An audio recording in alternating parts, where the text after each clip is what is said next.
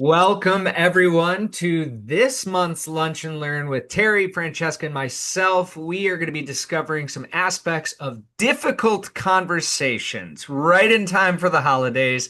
I know for a fact that this is one of the most common things that we are asked to speak about, all three of us. So I think this will be a great session to dig into behavioral elements. Before we kick off and get started, I just want to acknowledge and say happy Veterans Day to all of the veterans out there that have sacrificed so much for our freedoms, for our liberties, and for everything that they have done for our country. And for those of you that are in other countries, for your veterans too, we celebrate them all and just sending that love and appreciation. So, with that being said, friends, let's dig into some difficult conversations. And I think team in the chat at any point in time, toss in your questions, toss in your scenarios, toss in your thoughts. We want to hear from you. We love this to be conversational and engage everybody. So I'm going to kick this off with my first question to Francesca.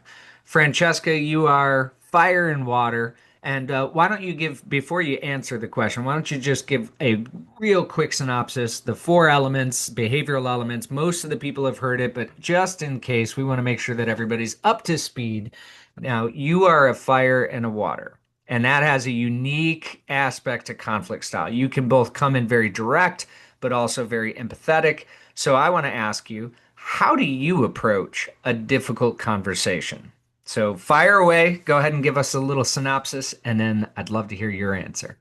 Absolutely. And thank you, Jay. And no pun intended, fire away, but anyways.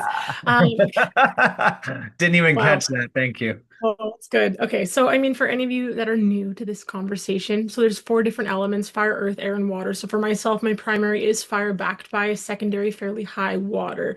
So with any type of fire, you're going to find that we can be very like direct. We want results now and resolution now, all of that. But the water, I would say, probably overpowers that when I'm having a difficult conversation. So there's going to be some form of I would love a resolution as fast as possible.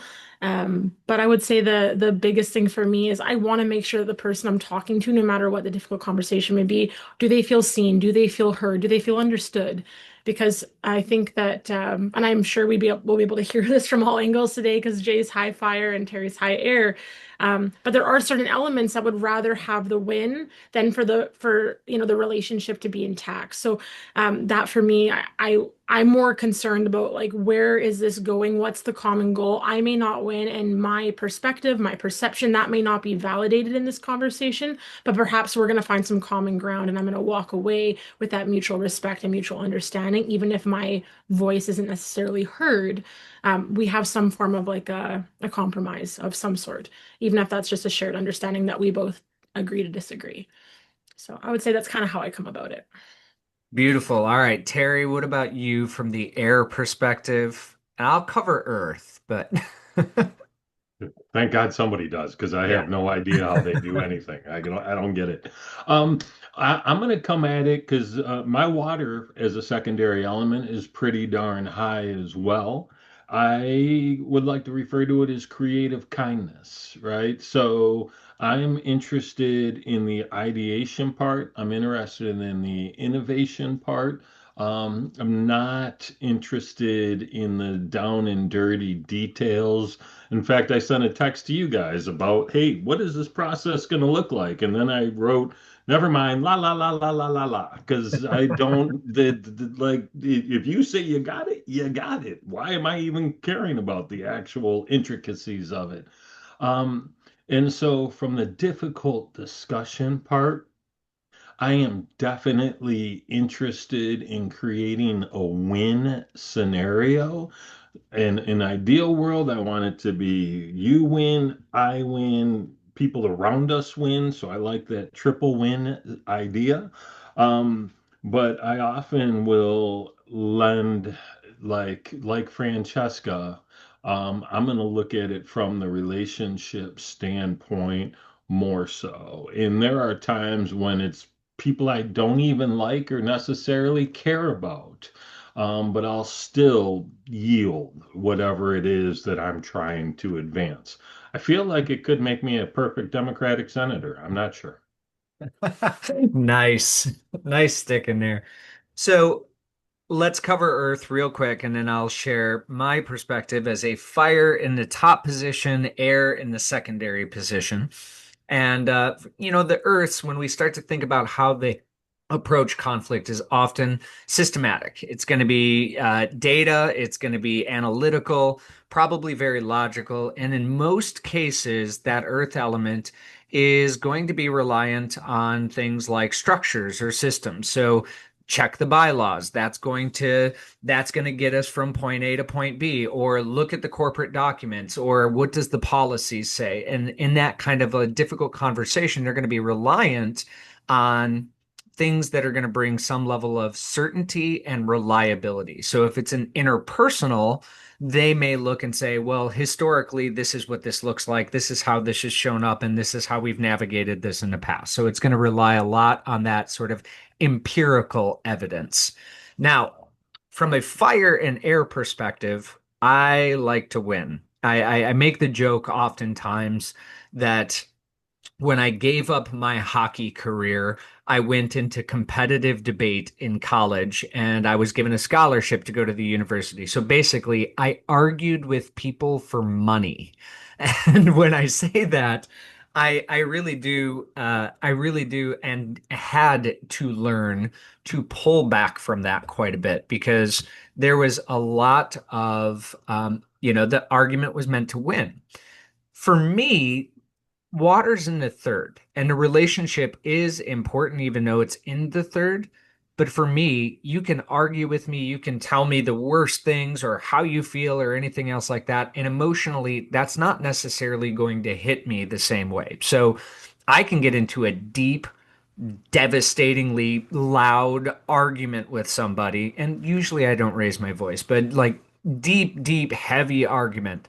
Afterwards, shake their hand and say, "You want to go get a beer?" Like it's just for me, it's an activity. So a difficult conversation for me, in some cases, you're right, is a little bit of a game of like, okay, how am I going to approach this? What's my strategy? How am I going to get my point across? Or how am I going to resolve this? And secondarily, what am I going to learn from this? And that's where that air element comes in, because I do believe a good argument should lead us more towards a truth.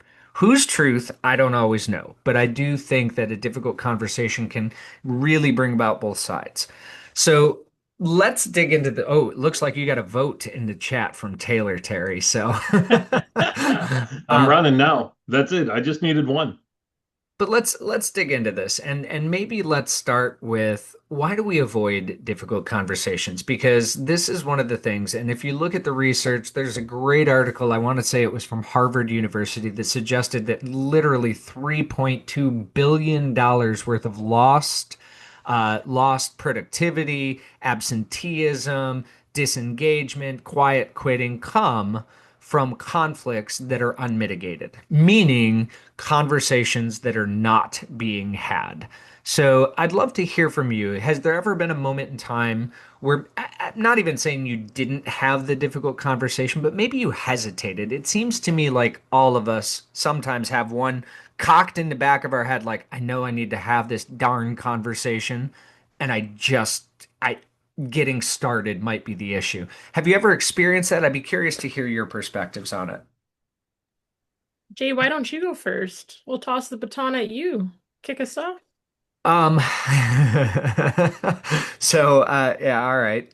I think I actually have a little bit of the opposite in effect most times. I have hesitated on conversations, and oftentimes for my hesitation, it's the uncertainty of the outcome.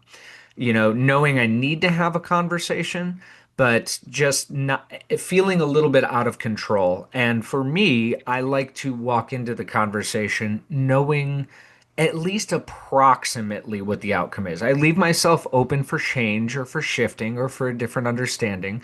But at the same time, if I am just 100% in a place where I'm like, I have no idea how this is going to land, how they're going to react, how they're going to respond. And I would also say that I evaluate the risk calculation. How important is this difficult conversation? Is this somebody that I need to say something to in a grocery store? Low risk. I'm never going to see this person again. I'll probably just say it's not worth my time, energy, or effort. Is this one of my business partners? Is this my partner? Is this one of my dear friends? Is this somebody? Is this a client? We can even get into that sort of like difficult conversations with clients. That risk calculation added to uncertainty, I think would be one of the reasons that I might procrastinate on and or hold back from having a difficult conversation for at least a short amount of time. The rest of the time I'm usually pretty quick to them. So, all right, that's mine. So, definitely risk and certainty. What are yours? You want to go, Terry, or do you want me to go? I'm going to build on what Jay said, if you don't mind. Do it. Um, Uncertainty was absolutely the word ringing through my ears when you asked that question.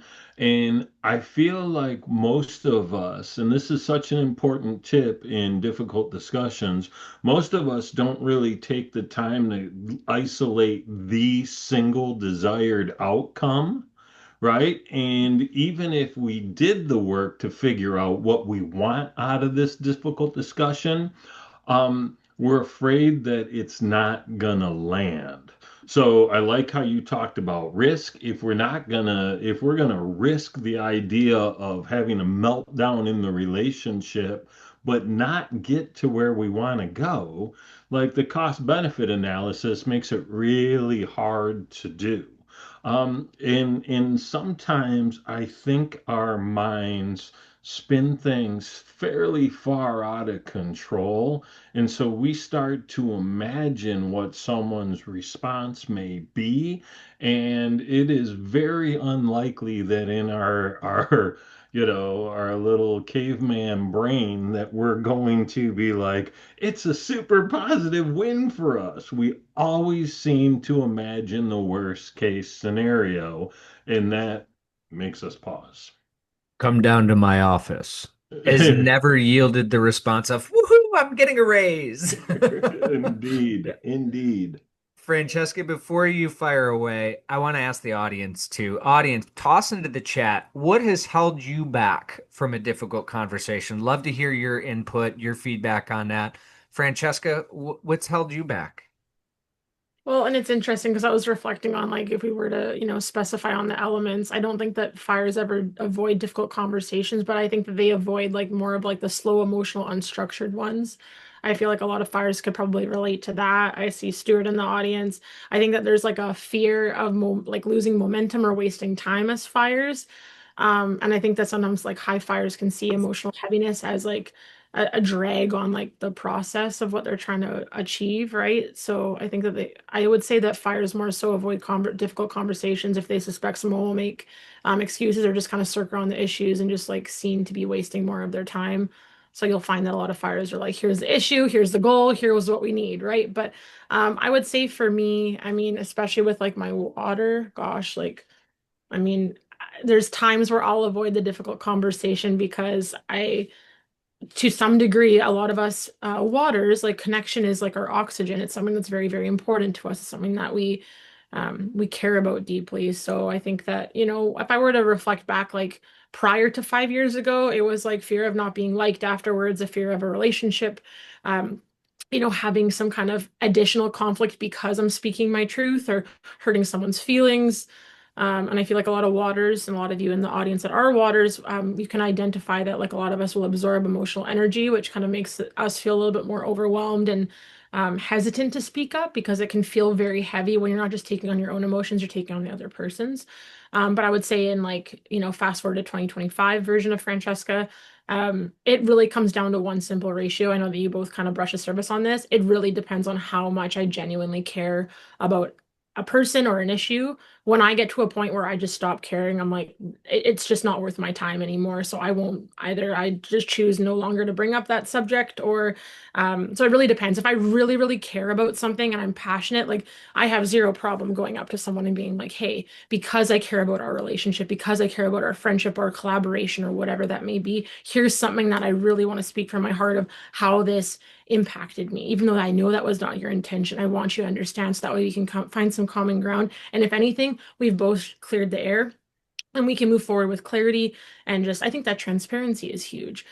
So I think if anything, as my years progress, I wouldn't say avoiding, but I just choose not to have those difficult conversations if I feel like there's no change that will be had, or I just really don't have as much care anymore that I'm like, I'm good. I'm gonna keep doing me, and this is probably not worth my energy or time, and that's when I stop speaking up. So I would say if I hope that makes sense, but that's my synopsis. Yeah, I think that absolutely lands. And I see a couple of comments in the chat, negative consequences from Irwin and Taylor had suggested fear they wouldn't approach again, which is also, a consequence or a potential retaliation or anything else like that. So I'm thinking about maybe a historical context. I remember one of the more difficult conversations I had to have, and some people in the audience knew this, and some people probably didn't. But my dad was dementia and Alzheimer's, and he passed away in March. But I had to have a difficult conversation with him 6 years ago about giving up the keys to his car and not driving anymore for his safety, for the neighbor's safety, for the safety of my brain, not, terrified that he was going to get lost or things like that. And I remember that was a really, really difficult moment in having that conversation for a number of reasons, as you can probably imagine. But I'm curious about this, in past experiences, what what has been your experience where maybe you had a fear, and I'll share mine in just a moment with what the outcome with my dad, but um what were some of those things that maybe in past experiences either gave you the courage to step into that conversation even if you were afraid?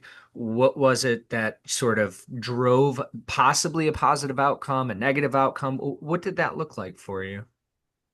And I'm tossing that to either of you. It's funny. I hadn't thought about this in forever, but about 26 years ago, my mom had moved back from Minnesota to the Detroit area. I was living in Columbus, Ohio at the time, and she had moved back because she had reconnected with a high school friend, and they started dating. They moved in together. And about 3 months into it, I got a phone call that he needed to vacate the premises immediately. And immediately is an interesting term when you're 3.5 hours by car away.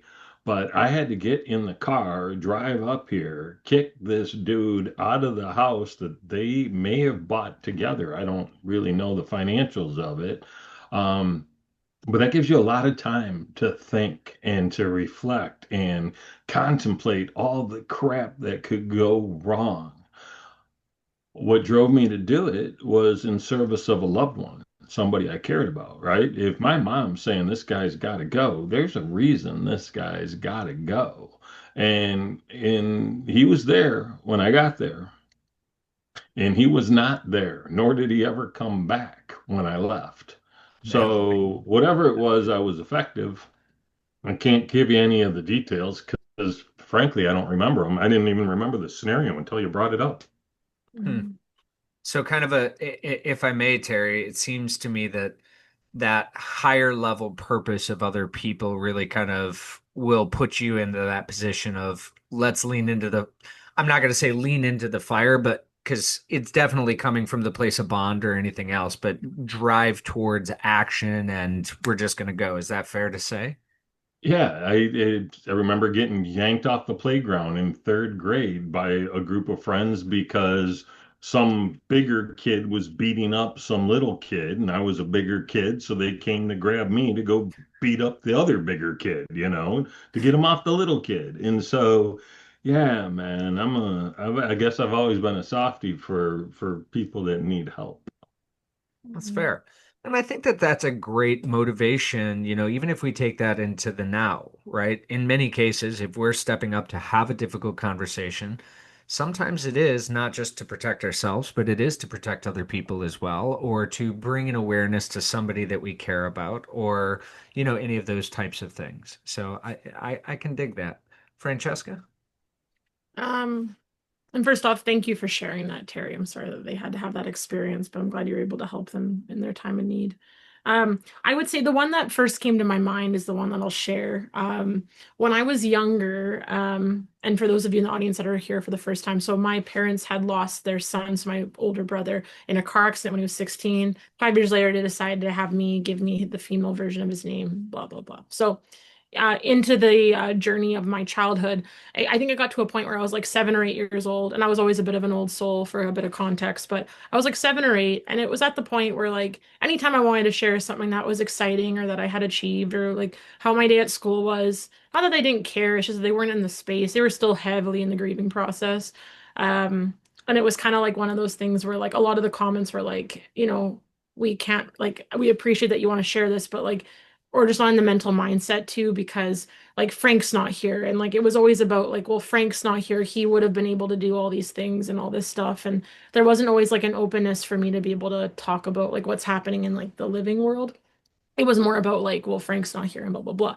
So there just came a point where I sat my mom and dad down and like whether or not I realized this was a difficult conversation when I was little, I was nervous to have it because I never wanted to disappoint them, but I felt like it was needing to be said, and I just kind of synopsized it as I appreciate that you guys are going through a lot of grief, and I'm always going to be here to support you, but it's getting to the point where like if I were to die tomorrow, would you not have felt like you missed out on the living years that we have together? I know that we can always look to the fact that Frank's not here, but don't you think that if he was watching over us, he would want us to be present in the moment and cherishing what we have now, as opposed to constantly looking back to the one day that he left us? And it was a tough conversation, but it was amazing the shift that happened in our family after, because then it started having this like openness of my dad going, how was school today? And being willing to like entertain what life looked like after Frank was gone. But I mean, that would be my example. A little bit heavy, a little bit watery. Sorry, fires in the audience, but No, that would be mine. it's a great example, and thank you for sharing that, Francesca. When you were in that moment, was there a particular time when you saw that the message was landing from the person that you were having, your parents in this case, but the person that you were having, like what was that sort of signal to keep going? Because I think that in a lot of difficult conversations, sometimes it's almost like we stop start, we jump in and then it's like, okay, let's pull back. Oh, we'll go in, kind of dip. It's almost hokey pokey-esque, you put your right hand in, you pull it out. What kept you going during that conversation? Or was there sort of a key aspect that you were like, okay, this is landing, and you were young, obviously, but Mhm. what gave you the courage to keep going, I guess I would say. Yeah. And I mean, maybe to make this a bit more relatable, there were several conversations leading up to even like the age of 20. So I maybe just will look at it as a in totality. It would always be my approach with them was to ask questions of, how are you both doing right now with X, Y, and Z? They're like, well, we're really struggling. Okay, I can see that. I feel it every day. Do you ever think about what it would be like if Frank were be figuratively watching over us? What does that look like for you? They're like, well, we'd hope that we'd be making him proud. I'm like, awesome. What do you think that might look like with like you having a new child in the picture, and you have given me his name and blah blah blah. And what do you think that might look like? Well, he'd want us to be super present and appreciative of every day because it's a gift. Awesome. Do you think that that's how we're living our life right now? They're like, well, no, we're stuck on this one day from however many years ago. I'm like, so that was kind of how I framed it. And no matter what it was leading up to like my 20th year, around the time that I departed the house, that was kind of the energy around a lot of that was just what is your perspective on this and how can I gain more understanding so that you and I can find some common ground. And I never came into it with an expectation of anything changing, I don't think. I think I just came into it of like, I hope that maybe they can somewhat see where I'm coming from and maybe there'll be some change, and there always was. But just I think sometimes maybe that was my when they were responding to the questions as opposed to getting defensive and shutting down and just being like, we're not having this conversation. I think that would have been my cue to be like, today's not the day. But I mean, for the most part, I guess when your 8-year old is speaking like a little 70-year-old about life, and I mean, I guess you listen, but I don't know. That would be my answer, Jay. How about you? What's your conversation? No, Well, thank you hold for on. Before I just this is important, and I think it's such a great tip and an example of how to deal with difficult discussions. Instead of coming in, firing on all cylinders, leaning in and asking questions and trying to get an understanding and a baseline of where people are and letting them see where they are through your questions and through that type of conversation, it changes the outcome so drastically. We think of difficult conversations as having to come in and yell and scream and pound our fist on the table. But when we approach, I don't know if it's softness, but curiosity for sure. It's such a great example, and I'm sorry that that was your experience, but wow, did you work through that so and beautifully at 8 years old? Of course, why wouldn't you? The overachiever that you are. Sorry, Jay, didn't mean to interrupt, but I'm no. old and I might forget I might forget my thought. Well, I tossed it into the chat too, Thank Terry, you, Jay. because I think that's one that all three of us would suggest is asking questions. I particularly like how and what based questions because I tend to find they're a lot harder for somebody to just answer yes. You know, are you sorry that you did X, Y, and Z? Yeah.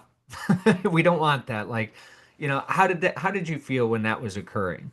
What else was, occurring for you at that time? And really utilizing how and what based questions I have found brings a lot of information, and usually it gets to sort of the core of what the other person is feeling. So, yeah, thank you for that, Terry and Francesca. Oh, Thank for you. me, one of the strategies that I ended up using for having the conversation with my dad, and this is a tactic I like to teach too, is I thought of all of and I'm going to go back to my debate training on this. When you're preparing an argument or when you're preparing a case, what you do is you anticipate and pre-brief answers to all of the potential answers that you could think about that somebody's going to say back to you. And I even started the conversation a little bit with some of those. Like I really thought about that conversation. It wasn't as simple as defining, okay, well, this is just a conversation about driving.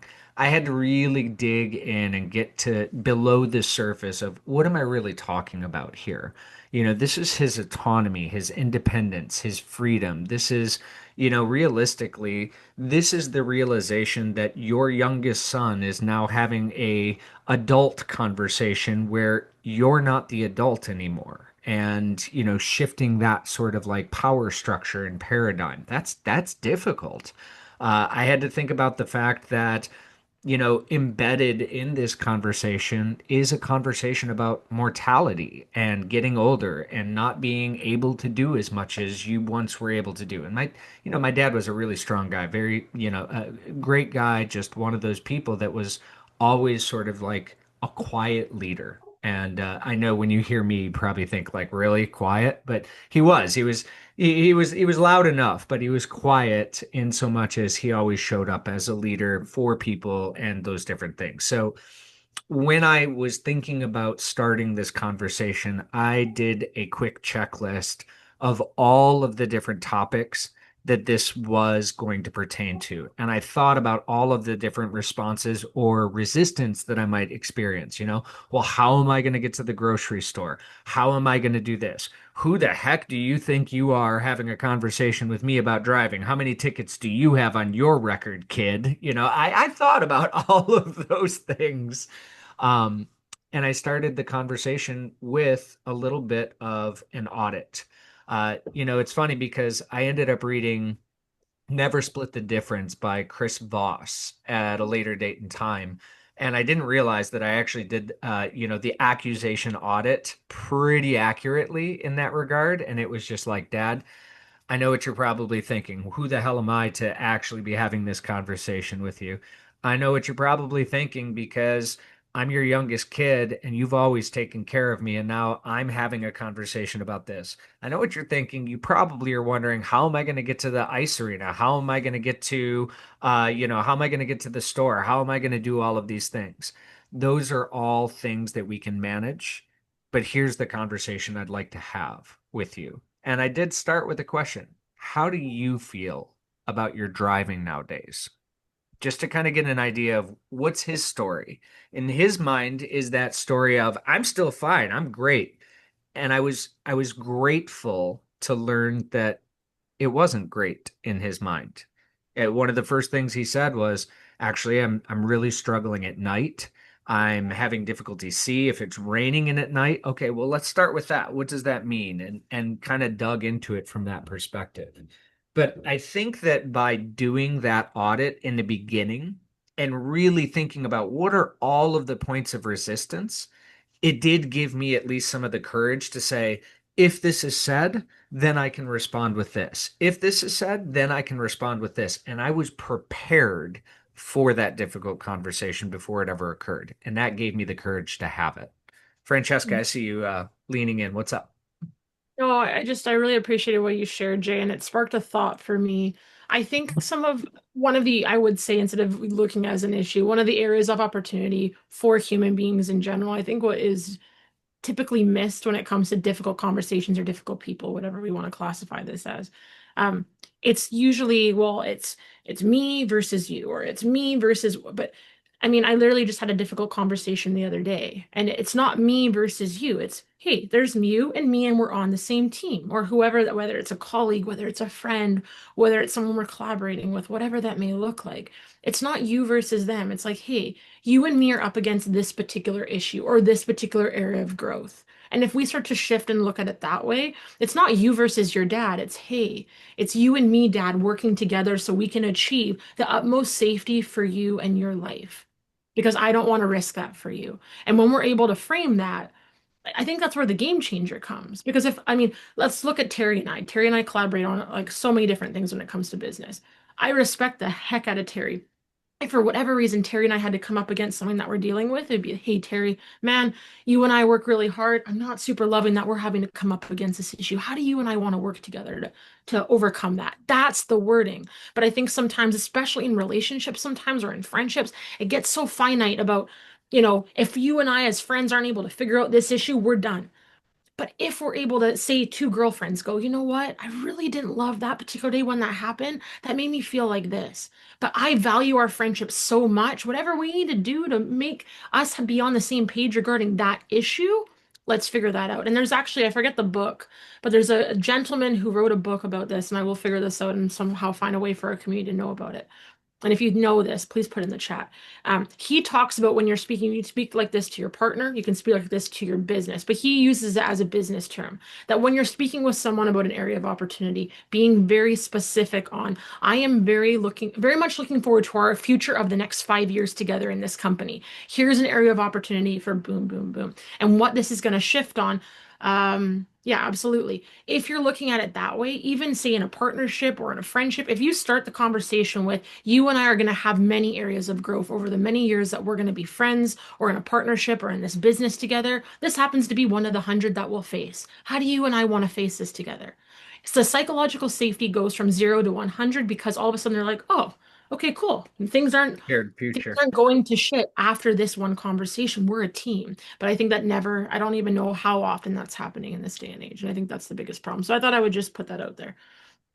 Yeah, I love that. And I toss that tactic, inclusive collaboration. I always think of the movie Independence Day. It's an old movie. So for any of you that remember the olden days of Will Smith and, who I think it was like Jeff Goldblum or something. But, aliens from outer space come in, start attacking. And guess what? All of the nations of the world start working together.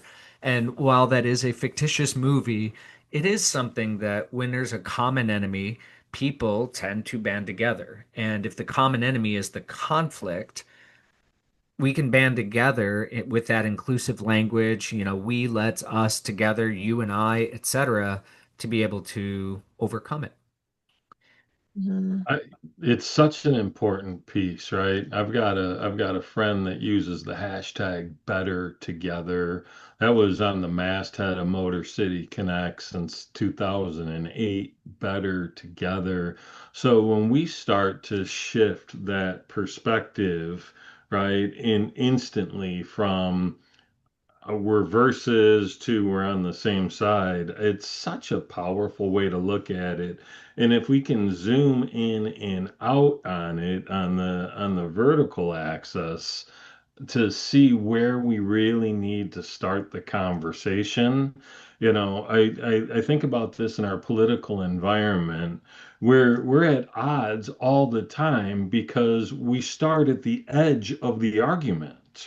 Whereas Mhm. if we were to just start in the middle of the argument where we could find some agreement, build some trust, build some camaraderie, by the time we actually get to the edge, we'll realize how much more alike we are than different. And all of a sudden that like I have to hate you and I have to be mad at you and I gotta own you or whatever the heck people are saying these days, we shift that alignment and we'll shift the outcomes. Mhm. I see a couple of fans of Independence Day in the chat too. So, and well said, Terry. I want to jump into and Bill, I saw your comment and thank you for sharing that. That's a really difficult situation. I'm going to relate this to where we actually have to have a difficult conversation about drawing a boundary. And that boundary can be anything. In this case, sometimes it's political, sometimes it could be religious, sometimes it could be just workplace boundaries or being able to have a difficult conversation about boundaries. And it seems in Bill's scenario that the boundary had been drawn, an agreement had been made, and somebody had stepped over that boundary again and again and again. And I think we've probably all been there in various capacities, sometimes big, sometimes small. But let's talk about that from a boundary management because I think that this is, and we've talked about this before. Boundaries are one of the big pieces of burnout, of being able to get stuff done and focus and productivity. It's also a big part of our own emotional and mental well-being to be able to draw effective and healthy boundaries and to be able to maintain them. So, I am thinking of one of the tactics of boundary management that I am and maybe I'll start. So I'll give you two a minute to think about it. When I'm thinking about boundary management, I love the fact, story, ask approach. Okay. And this is what that might look like. So, in a case where, let's say that I've established a boundary and somebody's crossed over that boundary again, I've established it, reinforced it, we've had an agreement, and they've done this again. If I'm going to have a difficult conversation with that individual, I'm going to use the fact, story, ask. And this is what it looks like. I'm going to identify the facts, the observable pieces. What did I see that was in violation of my boundary? So in this case, hey, you and I agreed not to talk about X, and you brought it up at the dinner table, and you also brought it up here. That's observable, it's quantifiable, I can see it. Those are the facts. Now, the story is the emotions or how I'm feeling about that. So I might bring that up and say, the story I'm telling myself is that you really don't understand how impactful this is to me and how much this actually creates a lot of discomfort. Another story I'm telling myself is that you're not respectful for the boundaries and my feelings in this situation. That's the story, because those are my feelings. That may not necessarily be theirs. The ask part is to ask the other person to bring their story into the situation. Can you help me understand why it was important for you to bring this up in this context? And part of the reason that I like the fact story ask, and I use this actually to start a lot of difficult conversations like, this is what I see, this is what I've experienced. Can you help me understand what your perspective is in many of those cases, it gives somebody that momentary pause to say, okay, those facts were quantifiable. I didn't realize I thought I was talking about something else. Okay. Well, maybe we can then reassert the boundary or anything else. In some cases, I am not in disagreement if there is a moment to, if there's a person that's consistently violating boundaries or overcoming those, even with agreements, etc., that maybe it is the time to say, okay, well, I'm just going to create some distance between myself for my own well-being. I'm going to advocate not against that person, but for me, even if it is an important relationship or family or friend or whatever it is. So I'm not saying to just always go back to that well, but if we were going to have that conversation, I think that's how I would start it, to really get an understanding of why is this so important to you, or what about this situation is important that you feel the need to bring it up despite the fact that you know that it's creating the conditions of harm for me. Getting to understand that and maybe bringing it in that space could potentially be that push over the line that somebody goes, huh, I didn't realize how impactful this was to you. Okay. And we can kind of dig into there. What are your thoughts? How do you reinforce a boundary? How do you make sure that if you do have to target or leave or anything else like that, how do you do that with grace and exit those situations? I'd be curious to hear from both of you. Do you want me to go first, Terry, or do you want to take it? Yeah. Please go ahead. Amazing. I have a tool that maybe some can resonate with. So I'll share that first and how it relates to each element, and then I'll relate it to maybe like a personal example. But if you use the tool, and I don't think I can actually type anything into the chat, it only goes to the panelists, but it's just REST, so rest. So the way to remember that, the R is for respect. So you want to be really mindful of your tone. The E is going to be for expectation. So making a clear ask when we're setting those boundaries. The S is going to be in terms of structure, so timeline and consequences. So say maybe someone like Bill were to be able to say to someone like his sister of, hey, we had made this particular agreement. And if this happens 3 more times or 2 more times, whatever that deadline or that timeline looks like for you, here are the consequences. This is what is going to shift. I'm going to make a decision to no longer speak or whatever that may be. So thank you, Jay. So rest, expectation, structure, and time. No, sorry. No, so it's respect, expectation, structure, and sorry, the last one is thank. So this under structure is the timeline and consequences. The T in that is the thank. So it's to preserve the relationship. So what we want to think about there is just for us to have something in our framing of our language to show that appreciation for how much they mean to us, because obviously we wouldn't be holding the boundary with them if they weren't someone we cared about in the first place. So maybe with someone like no, you're fine, Jane, don't worry, that's perfect. I love it. So with a fire, maybe us saying something as simple as, I respect your urgency. My expectation is that we communicate respectfully. If that doesn't happen, I'll step away and revisit this in 30 minutes. Thank you for understanding. You're being clear. You have the respect, you have the expectation. You've put out your timeline and your consequence, but you're also thanking them at the end. For someone like a water, I care about our relationship, but I need clarity around how we're speaking to each other. Let's take a pause so we can reconnect in a healthier way. You're having a little bit of everything in there. For air, something as simple as, I appreciate your need for facts. I need emotional space from the conversation right now. We'll revisit this at 3 p.m. Thank you for your understanding. Or someone like Earth. I respect your desire for structure. I need a clear plan moving forward. Let's set the steps together. I really appreciate, the collaboration we're building. And that way there's a little bit of so maybe that's a tool that each of you can walk away with today and with each of the elements. But I would say for myself, in terms of boundary setting, I try to look at it this way. And the only reason I try to look at it this way is because I hope that in my lifetime, no matter human behavior, and my coach always says this, the patterns don't go away, they just become more subtle. So as we start to become more aware and conscious of the behavioral patterns that we exude, it's not like, oh, poof, they're gone.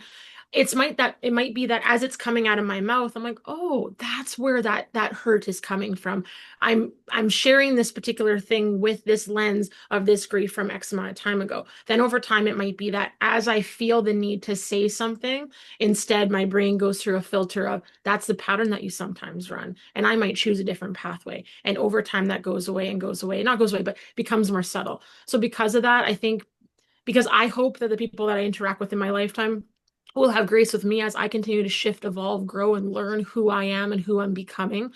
My hope is that I give that to other people. So I'm not a very definitive person in black and white, like, oh, the switch is off. When someone gets me to the point of they have crossed so many boundaries and so many lines that I do shut off, you have pushed the water to a point where very like 1% of the earth will ever will ever push me. But up until that particular point, it's one of those things where I try to give as much grace as I possibly can. So I think that's where in that tool of the timeline and the consequence, it's not that I'm necessarily going to cut someone off. And I've had to do that with one other person in my life. But at the same time, when it comes to that timeline or that consequence of just saying, this is what our friendship or this is what our relationship will look like moving forward if this happens again, and revisiting that. Did you recognize, and even just asking questions of, I noticed that this came up today. I know this was a boundary you put in place, but I also know that you're growing and evolving, and that's not going to happen overnight. How did that feel when that came out? They might say, you know what, I knew it the second I said it that that wasn't right. I appreciate that. And maybe that's kind of a soft boundary where you go, okay, it's a live and a learn. And you might have four of those before you finally make that decision, but at least you can see that the person's trying because we're not always going to get it right. So that's my 2 cents. How about you, Terry? That was like six Before you cents. jump in there, Terry, the one other thing that I would say, I love that, Francesca, and it's such a great tool and example. To your last point, one of the things that you said was, I like to finish some of those conversations of how do you think you'll maintain this in the future? Or how do you think you'll handle this as we navigate if that situation comes up again? And getting them to essentially solve the problem. That's where I love how questions of actually getting them to confirm that, hey, in the future, if I'm triggered by X, this is how I'm going to handle it, or this is what I'm going to do. Awesome. What can I do to make sure that you're staying on track with that and really digging into the solution piece? Because I think that when we hammer that home with the how and what, it also really solidifies it in somebody's mind of, okay, I can solve this problem. So I just wanted to add that on. I know it was embedded in what you said, but I really love the way that you framed that tool. All right, Terry, sorry to interrupt you on that. Go ahead. No, it was so well stated and so applicable to all of us. I really appreciated that answer. It was worth at least 6 cents, way more than two. Um, I think what you just said, Jay, is also important, right? It's so much more powerful to get people to say the thing than be told the thing. When we come to our own conclusion, it's like now it's my idea. A Well, I'm not going genius to thought of argue it with then, right? myself, right? Yeah, it's a whole different thing than when you force something into someone. And so when I think about boundaries, and I think boundaries are important, I just helped a coaching client come up with a great presentation. She's going to be applying to TED Talks everywhere with a talk called Say Yes to Less. And it's about boundaries. It's about self-care. It's about taking care of, what really matters. And so my challenge for most people is I don't think we've quantified what truly matters in our lives at a deep enough level that it becomes so binary. And listen, like Francesca, I don't see the world in black and white. But if I can get us to a spot where it is really a yes or no scenario, it becomes a lot easier. The interesting piece is, we have to look at all the different variables in our boundaries because oftentimes they conflict. Do I want to have a conversation about extreme right politics? Not picking on you, Bill. I don't want to have a conversation about extreme right politics ever either. So I get it. Um, no, I don't. Do I want to maintain a relationship with my sister? Yeah, probably do, right? So these things become in conflict, and we really have to take a deeper dive to the understanding that we came through to what really truly matters to us. Because if we're setting boundaries and sticking to them just because we set them and said that's what we're going to do, I feel like that lowers our score on the adaptability quotient. And quite frankly, life is nothing more than a series of choices. Some we're going to get absolutely right, some we're going to get absolutely wrong, and a whole pantheon of things in between. But I like the idea of being flexible enough. Like, hey, this is a boundary for me, but because it's you, I'm willing to cross this boundary because it's you. Mhm. Or because, I don't really like this person, but gosh, what they're doing is so fascinating to me. It's important for me to support that. I had that scenario in a post I made on Monday, right? Somebody that I didn't want to highlight, but what they're doing matters. So, boom, you still get highlighted. Hmm, interesting. So, well, and I think Okay, that I have a question for you. yeah. What, like, in your experience with like different people that you've trained and all of that, like, I know that you've talked about boundary setting a lot. Like, what is your perspective on what Terry just said? Because Terry just dropped some, like, he dropped the mic, like, truth bombs there, like, phenomenal. Well said. Like, what are your thoughts on some of that? Because I think it's very well stated. Yeah, no, and look, I am a very flexible and adaptable person.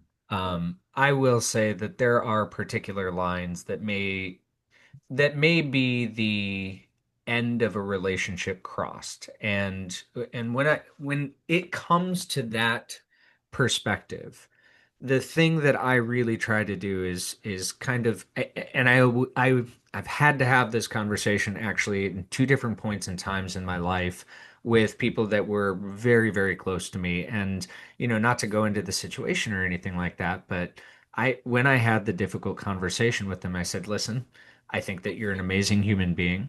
I think that you and I both know that this was a boundary that can't be crossed. That was a boundary that was crossed. This is where I'm at. And I really want to wish you the best in your future. I hope that you're able to navigate whatever those internal things are that created the conditions for you to feel this way. And I had to cut myself off from there because for me in that space, it would have been toxic for me to stay in that space. So, with that being said, out of those two people, one of those people, I'm not saying has come back into my life, but I am flexible enough to at least where we've interacted or bumped into each other or anything else like that, create the conditions of, hey, I don't have to carry whatever grudge it is, or I don't have to carry that with me anymore. Am I ever going to be a friend of that person in the same way that we were 25 years ago? Probably not. But that doesn't necessarily mean that it's just, okay, you're dead to me and I'm never going to think about your face or your name again, or I wish harm on you. So the flexibility and adaptability for me comes into a restructuring or a reframing of what that future relationship could look like. It's not going to be the same, but it's Mhm. not necessarily going to be something that the door closes per se forever, if that makes sense. Mhm. There's a line that I've seen a few times. It says, I still want you to eat. You're just not invited to my table. Oh, I like that. And there's something empowering about that. And Bill, I'm dude, like nobody should forward anything from that. I, I'll I'll stop. We're in we're in our last 5 minutes here, and we've already done a number of really powerful tactics and ways to navigate some of these difficult conversations. So, what I'm going to ask the two of you, what's your final tactic that you want to share, your go-to, or one of the things that really helps people get through some of those difficult conversations? And if you have any last-minute questions, audience, toss those into the chat or toss in one of the tactics that you think really resonates with you. I'd love to see that. But I'm going to kick it off and say, Francesca, lead us off here. What is your last go-to tactic? Absolutely. And I just have to say one thing to echo what Terry was saying. And there's going to be times when it comes to boundaries that no matter how much you love the person, you have to draw a boundary you never expected to draw, even if it hurts more than life itself. And that is what it is. Sometimes it's family, and I've had to deal with that in my own family. So empathy to anyone out there that has to make a decision like that. My closing statement would be this. Asking ourselves a check-in at the end of each day, because we have to deal with difficult conversations, whether we want to classify them or not. It happens a lot throughout our weeks, right?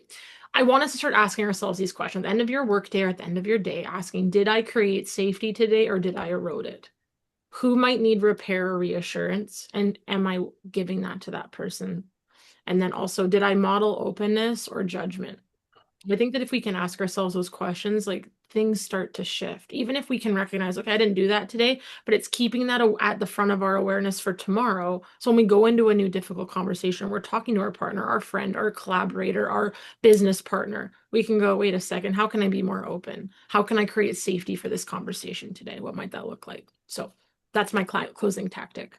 Terry? Awesome.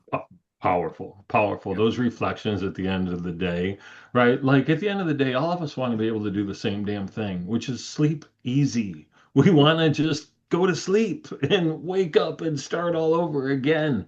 And so those reflections and making sure you check those boxes are chef's kiss. Mine's simple, man. I'm a simple man. Two words. Listen first, right? You really have to get the lay of the land and understand the situation and where someone's coming from.